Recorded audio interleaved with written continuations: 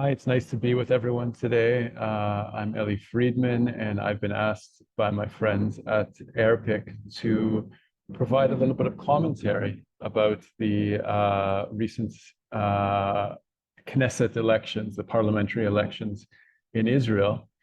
So this has been the fifth election over the last approximately 2 years, which is really unprecedented. I won't go into the reasons of why there's been so many elections, but there are several reasons. A lot of them have to do with the personal issues, with the issue of Netanyahu, Prime Minister Netanyahu, or incoming Prime Minister Netanyahu, and his corruption trial, and the lack of a desire of several parties to join a coalition that would be led by Netanyahu due to the corruption issue. But it's actually quite a bit more complicated than that. I won't get into it now. I will just mention that the outgoing government, which lasted for approximately a little bit less than a year and a half, was a really unprecedented government because it was so heterogeneous. It included right-wing, centrist, left-wing, and an Arab Islamic party as well. And its heterogeneity was, in a way, one of the reasons that it fell after a little bit less than a year and a half, mainly because there were intense pressures on the right wing, on a few right-wing members of the coalition, and also on one Arab member of the coalition to vote against several pieces of legislation. And in a way, it just shows in a way that it's very difficult to govern when there's such a heterogeneous coalition, very difficult to find common denominators, because their one common denominator was, in a way, being anti-Netanyahu and anti what he was trying to advance. So with this, it seemed like the economic issues would dominate the public agenda, specifically inflation and cost of living, which are actually global issues that relate on some level to the Russia-Ukraine war and energy issues and this kind of thing. However, with the results, we actually saw that this was not really the main issue. People did not really vote according to economic agenda, but there really were two issues that caused the pro-Netanyahu coalition to win. I'll just mention in passing that it appears that the coalition will be comprised of four parties.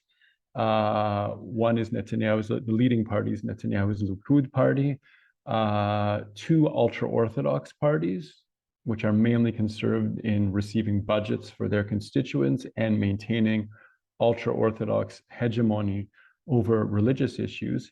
And the fourth party is kind of the big story of this election, which is called the Religious Zionism Party, which is actually a conglomeration of three parties, or the Religious Zionism List, which is a conglomeration of three parties, which we could call a far-right, some would say maybe neo-fascist party, but the first political party that we've really seen gaining significant political power really in Israeli history. So that's kind of the big story of this election.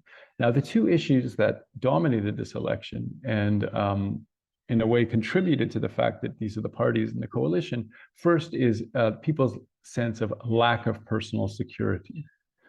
This is in part due to a recent wave in terrorism from the Palestinian territories, and also crime, which often is perceived as coming from the Arab community in Israel.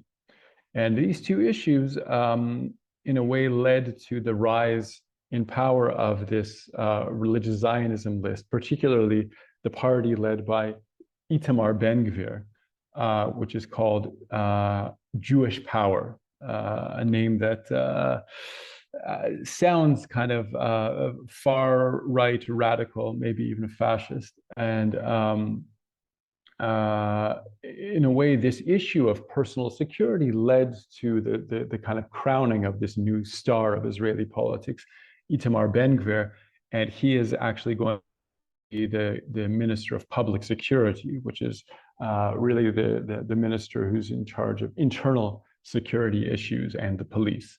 The other issue that really dominated this election was the successful fear-mongering that Israel was in some way losing its Jewish character, or that its Jewish character was under threat. And this, in a way, worked on the voting public because they were able, the right-wing parties were able to create this sense of fear of the results of an Islamic Arab party having executive power and being part of the outgoing coalition. Now, I'll mention that this Islamic Arab party, Ra'am, is actually quite moderate and didn't really rock the boat too much in terms of undermining Israel's character as a Jewish state. But Netanyahu and others on the right wing were able to sort of press this message that they're part of the Islamic Brotherhood and they're terror supporting and all these kinds of messages that do tend to work and create this kind of sense of fear. Now, another interesting point is that despite the fact that the Netanyahu-led coalition has quite a solid majority of 64 seats out of a 120 seat Knesset or parliament, in the popular vote, it actually won a very slim majority. And the reason for this is that two parties that are part of the anti-Netanyahu bloc, one, the Social Democratic left-wing Meretz party, and the other, a somewhat, I would say, radical Arab party called Balad, both fell under the threshold to enter the Knesset. You have to have a minimum of 4 seats to actually enter the Knesset. If you get the percentage of votes that would be equivalent of 3 seats, you don't enter the Knesset at all. So this resulted in a lot of votes actually being wasted. And therefore, there's this kind of incongruence between the number of Knesset seats that the Netanyahu bloc has and the number of Knesset seats that the anti-Netanyahu bloc has, for lack of a better word. Maybe we could call them the Democratic bloc. And this difference actually is part of a larger trend in the sense that Netanyahu very successfully, he's a master politician, he very successfully created a bloc of parties where he knew that no vote would go unwasted. They worked in a very coordinated way. They all knew that Netanyahu was their candidate for prime minister. And he ensured that each of these 4 parties, including his own party, Likud, are going to have their interests taken care of. So this is the way a successful bloc operates, and therefore we have these results. On the other side of the coin, the liberal democratic bloc, or that's perhaps a misnomer. Not all the parties are liberal democratic, but let's say the anti-Netanyahu bloc, or we could say the democratic bloc, did not really operate as a bloc. They were not coordinated. The reason that the parties, the 2 parties I mentioned, fell under the threshold is because they would not run on joint lists with other parties, for various reasons that I won't get into. So there wasn't this sense of a joint task that we need to work together and put our personal interests aside in order to basically make sure that the other candidates, who's the outgoing prime minister now, Yair Lapid, would have enough parties recommending him to be prime minister. And there's a lot of anger, let's say, among the democratic liberal public, some of them right-wing as well, that there was a lack of coordination, a lack of operating like a bloc. So this is what led to this kind of election results. Now, what we can expect from this coalition, which it appears will be sworn in quite soon, is a few central issues. First of all, we can definitely expect less separation of religion and state and much more hegemony of the ultra-Orthodox on various issues. There's already been this kind of, I guess, trial balloon, which has caused a media controversy over the last number of days, which is the idea of not holding football games or soccer games, whatever you call the game, on the Sabbath, right? In Israel, there's secular people, non-religious people will go watch soccer games on the Sabbath, and there's already this idea that this is kind of discriminating against keep the Sabbath, and we should hold the games on other days. So this is just a small issue. Another is, for example, the ultra-Orthodox education system would be fully funded, despite the fact that they don't teach core issues like math, science, and English. And this has been a very controversial issue because it basically results in children not necessarily having the skills to actually be active, contributing members of society. The other issue that we can expect from this incoming government is basically attacking and possibly weakening and maybe even dismembering various institutions of democracy.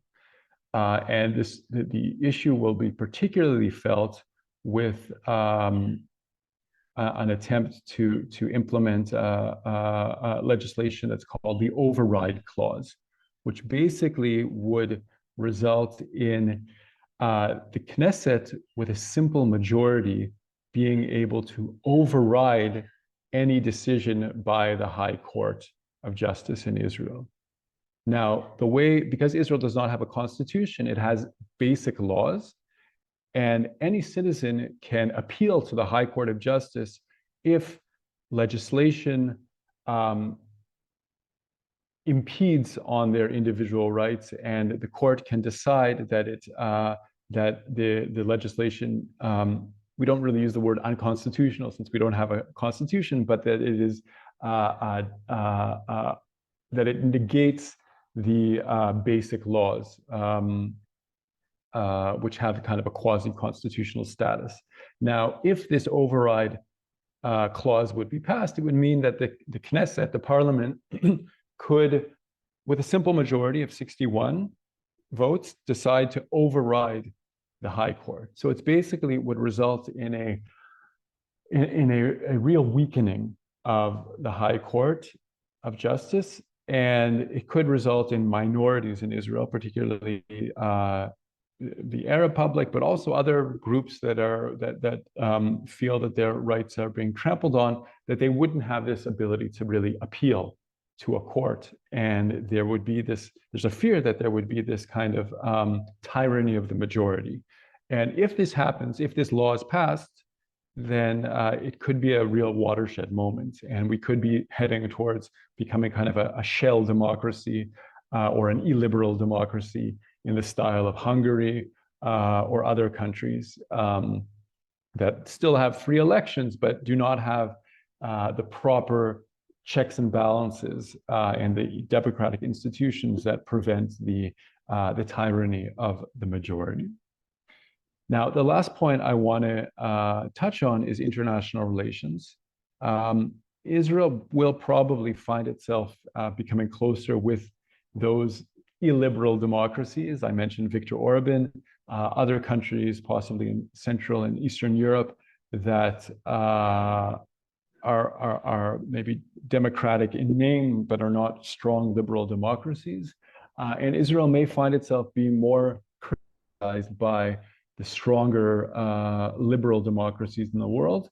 I'm talking about countries like Germany, France, and of course, the United States, assuming, Biden is still president. We'll see what would happen if there would be a Republican victory in 2024.